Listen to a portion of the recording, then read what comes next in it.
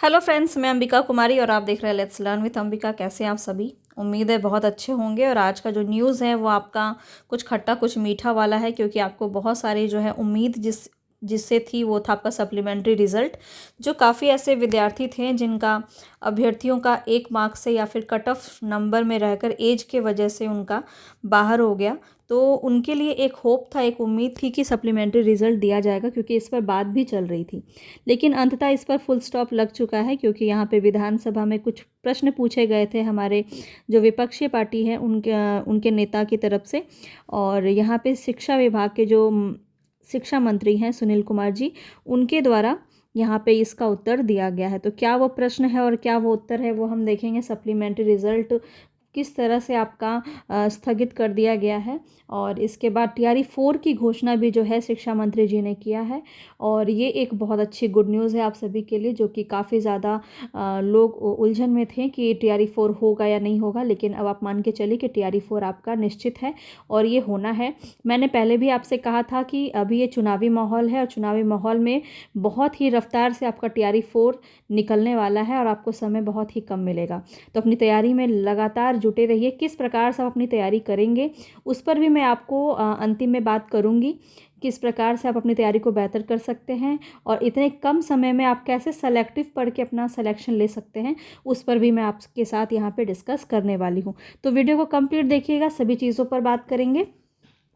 सबसे पहले क्या प्रश्न रहा और क्या इसका उत्तर रहा, इसको हम देख लेते हैं। तो विधानसभा में प्रश्न पूछे गए कि बीपीएससी जो है उनके द्वारा जो ये परीक्षा कराया गया टीआरई 3 का, उसमें मल्टीपल रिजल्ट्स हुए। यहाँ पे देखिए 1 to 5, 6 to 8, 9 to 10 और 11 to 12 में इन वर्गों के लिए चयन हुआ। और डॉक्यूमेंट वेरिफिकेशन के बाद क्या हुआ है, 5 से 6 हज़ार जो अभ्यर्थी हैं उनको बाहर कर दिया गया है। तो ये बात क्या सही है, इस पर एक प्रश्न पूछा गया है। इसके बाद एक प्रश्न ये भी पूछा गया है कि इस विज्ञापन के अंतर्गत बिहार लोक सेवा आयोग के परीक्षा नियंत्रक द्वारा 15 जनवरी के जारी प्रपत्र में यह स्पष्ट कहा गया था कि अनुरोध रिक्तियां मतलब सप्लीमेंट्री रिजल्ट जो है इस पर बात की जाएगी, इसका प्रकाशन किया जाएगा, इसकी कार्रवाई की जाएगी। इसको बकायदा जो है वहाँ के शिक्षा विभाग में ये बातें कही गई थी परीक्षा नियंत्रक के द्वारा। तो ये बात भी कही जा रही कि अब इस पर क्या आपका जो है राय है। और इसके बाद तीसरा क्वेश्चन जो इनका था वो ये था कि क्या सरकार उक्त विज्ञापन के आलोक में शिक्षक भर्ती जो है वो बिहार लोक सेवा आयोग का प्रेषित करने वाली, यानी कि टीआरई 4 की बात यहाँ पे की जा रही है। ठीक है, यहाँ पे जो है टीआरई 4 की बात की जा रही है, यहाँ पे आपका सप्लीमेंट्री रिजल्ट और यहाँ पे आपका मल्टीपल रिजल्ट की बात की जा रही। तो यहाँ पे देखिए इसका जो आंसर दिया गया है शिक्षा मंत्री के द्वारा वो क्या है वो भी हम एक बार देख लेते हैं। तो बिहार लोक सेवा आयोग टीआरई 3 के तहत 1 to 5, 6 to 8, 9 to 10 और 11 to 12 में शिक्षा विभाग के अंतर्गत कुल 88,886 पद पर रिक्तियां प्रकाशित किया गया। आरक्षण रोस्टर के परिप्रेक्ष्य में बिहार लोक सेवा आयोग द्वारा परिणाम प्रकाशित किया गया। उन्हीं विषयों कोटि में रिजल्ट प्रकाशित नहीं किया गया जिसमें अभ्यर्थी जो है नहीं है या न्यूनतम कट ऑफ अंक प्राप्त इन्होंने नहीं किया है। तो ये तो मुझे बहुत ही बेतुका इनका आंसर लगा, क्योंकि ऐसा तो बिल्कुल भी नहीं है कि न्यूनतम जो उनका कट ऑफ था वो पार ना किया हो। बहुत सारे ऐसे अभ्यर्थी थे जो कि कट ऑफ पर होकर भी उनका रिजल्ट नहीं हुआ। तो ये बात तो कहना इनके लिए मुझे बिल्कुल भी सही नहीं लगा। और यहाँ पे कहा जा रहा है कि कट ऑफ जो है वो प्राप्त नहीं कर पाए। वर्तमान में टीआरई 3 के तहत पूरक परिणाम जारी करने पर कोई भी प्रस्ताव सरकार के समक्ष विचाराधीन नहीं है।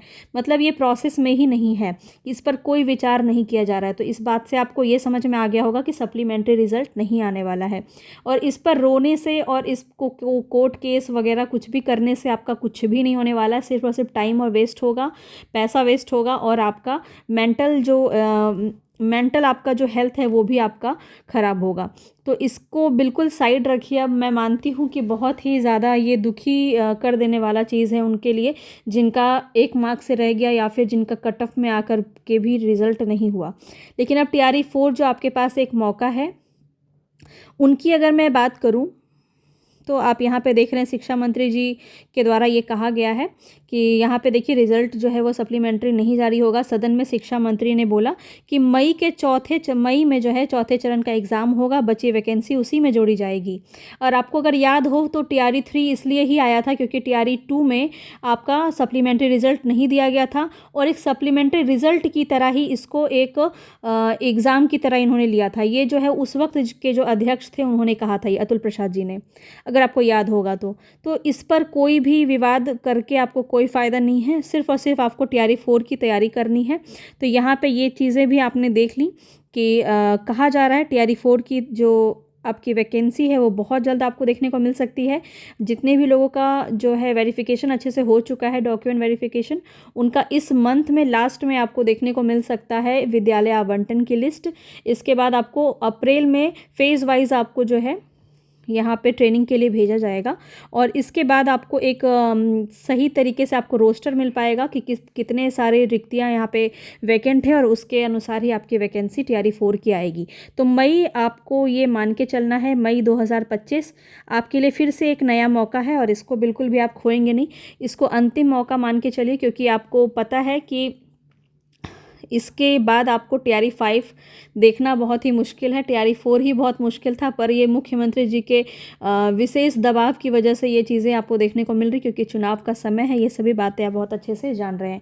अब बात ये है कि TRE 4 को कैसे किया जाए। बहुत ही कम समय बचा है, क्योंकि मात्र अप्रैल का महीना है और मई में पता नहीं है आपको कि कब होने वाला है, लेकिन हम मान के चल रहे हैं कि 2 महीने का समय आपको मिल सकता है, ठीक है। और आपका मार्च तो ख़त्म ही हो चुका है। तो आपको बहुत ही सेलेक्टिव होके पढ़ना होगा।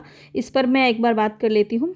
तो देखिए, यहाँ पे जो है मैंने आपको काफ़ी बार बताया भी है और आज फिर बता रही हूँ। आपने कहा था कि एक बार आप दिखा दीजिए किस प्रकार से आप सारे नोट्स को प्रोवाइड करा रहे हैं। तो जो भी लोग हिंदी साहित्य से हैं, जिनका भी TGT PGT हिंदी है, 6 to 8 में हिंदी है, उनके लिए हिंदी का पूरा टॉपिक वाइज यहाँ पे हम करवा रहे हैं। टॉपिक वाइज आपको मिलेगा पूरा आदिकाल, फिर इसका पूरा क्वेश्चन मिलेगा, ठीक है। इस प्रकार से आपको चीज़ें लेके चलनी है।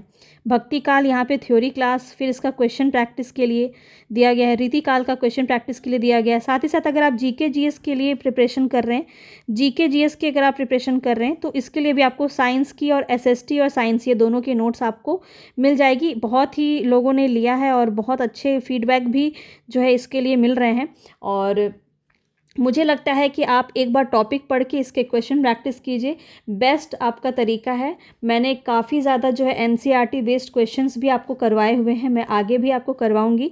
अगर आप नोट्स को लेते हैं तो आप टॉपिक पढ़ेंगे और इसके प्रैक्टिस सेट्स में आपको यहाँ पे करवाऊंगी।